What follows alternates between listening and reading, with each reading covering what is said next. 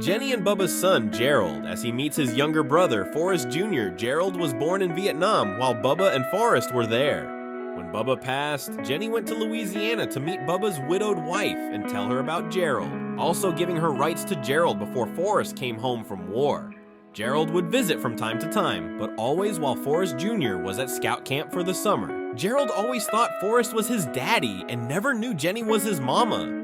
She is dying telling Forrest, "Don't you ever tell Gerald." Forrest tells Jenny, "I won't. I'ma take him to ball games and backyard BBQs, even throw some horseshoes." Then her funeral ends. One time when Gerald was like 12 or 13 years old, he was out riding bikes with his friends.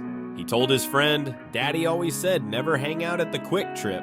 You never know when you're gonna get shot." Forrest is dying with cancer. He calls Gerald and Forrest Jr. to tell them and introduce them. Gerald, Forrest, and Forrest Jr. are looking at pictures. Gerald sees a picture of Bubba with Jenny before Vietnam, when she left Forrest to go to Louisiana to chase the shrimping money. Also a picture of Bubba and Forrest in Vietnam years later and asks, "Who's that guy?"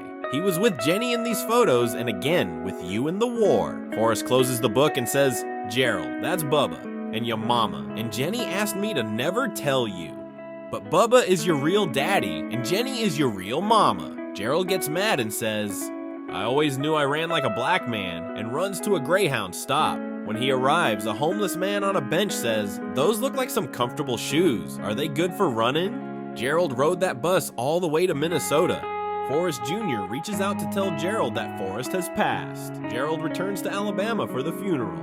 He tells Forrest Jr. about his life since he left. He witnessed COVID, met Obama, even watched a man named George lose his life to the police, and lived through the BLM days. Gerald told Forrest Jr., "Back in my day growing up, if a man like myself wore a mask in a bank, they'd think we were robbing them. Hell, even if you saw a white man with a mask on, he was usually carrying a burning cross."